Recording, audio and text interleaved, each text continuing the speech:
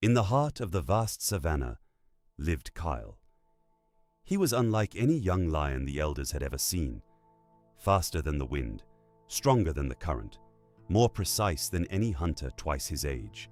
While other young lions struggled and stumbled through their hunts, Kael moved like he was born for it. The elders watched and whispered, that one will be legendary." And Kael knew it.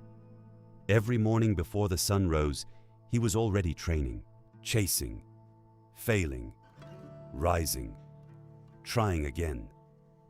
He hunted the fastest prey, chased the most difficult targets, pushed himself beyond what felt possible, and every single day, he got better. One afternoon, exploring new territory beyond the eastern hills, Kael found something unexpected. A hidden valley, quiet, green, untouched, and inside it, cattle. Fat, slow, domesticated cattle that had wandered from a nearby human village and made the valley their home. They didn't run. They didn't fight. They barely even noticed him. Kael looked around. No competing predators, no danger, no effort required. Why struggle, he thought, when everything I need is right here? He told himself he would stay just a few days, just to rest, just to recover, just for a little while. But a few days became weeks, and weeks became months. In the valley, Kael stopped training. Why train when the prey came easily? He stopped running. Why run when nothing required speed? He stopped pushing himself. Why push when there was no challenge? He ate well every day. He slept long and deep every night. He was comfortable. He was fed. He was shrinking, not in size, but in everything that had made him exceptional. His reflexes slowed, his muscles softened, his instincts dulled. Meanwhile, back in the savannah, the other young lions kept going, sweating, failing, growing, becoming what Kael was supposed to become. And Kael just ate. Then one season, without warning, the rain stopped. The valley dried, the grass turned to dust, and the cattle, following their instincts, moved on. Kael was alone, hungry. He had no choice but to return to the savannah. But when he tried to hunt, as he once did, something was terribly wrong. His legs felt heavy. His timing was off. Prey that he once caught effortlessly now escaped with ease. A young gazelle outran him. A zebra dodged him without effort. And the young lions he had once towered above were now faster, stronger, sharper than him.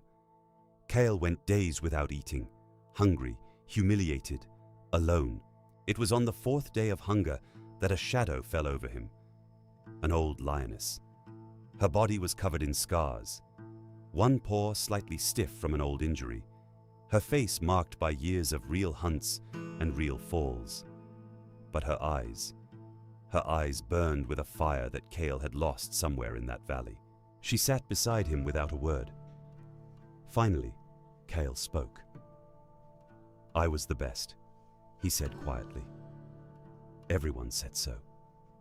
The old lioness nodded slowly. "I know," she said. "I watched you train once, years ago. Then you know what I lost."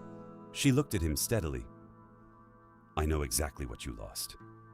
She paused. "Because I lost it too. Once."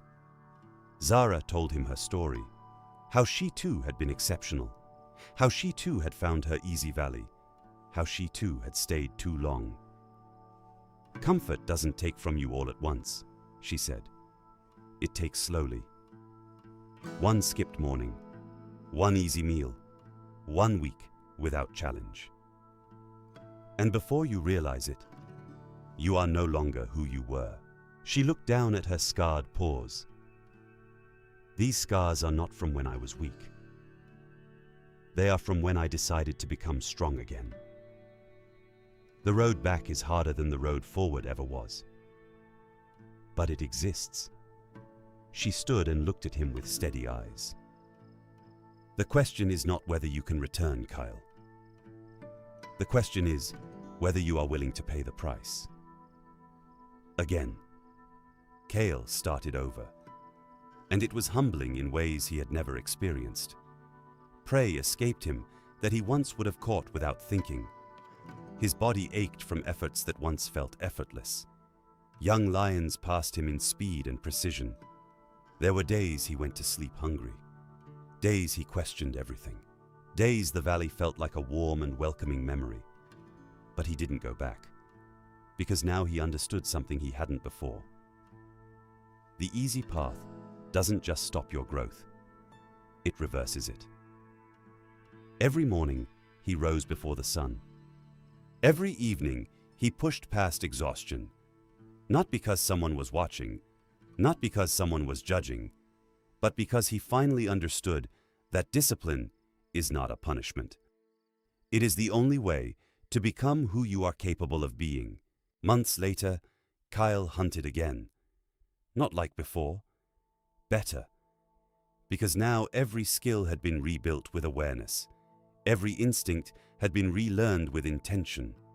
His body remembered, but more importantly, his mind remembered. He was no longer the lion who relied on talent alone. He was the lion who understood that talent without discipline is just potential waiting to be wasted. And when young lions came to him asking his secret, Kael would look at them steadily and say, "Don't fear the hard path, fear the easy one." Because the easy path feels like rest, but it is the slowest way to disappear. Kael's story teaches us something most people learn too late. Comfort is not your friend. It feels like rest. It feels like reward. It feels like you deserve it. And sometimes you do. But when comfort becomes your default, when easy becomes your standard, when you stop choosing the hard thing day after day, you don't stay the same. You shrink. Slowly, quietly, without even noticing. The question is not whether you have talent. The question is what you do with it every single day when no one is watching.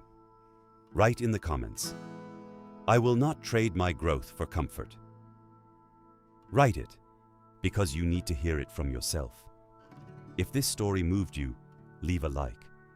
Share it with someone who needs to hear this today. And subscribe, because every week we share stories that challenge you to become who you are truly capable of being. Remember, the lion you are capable of being is built in the moments you choose, hard over easy, discipline over comfort, growth over rest.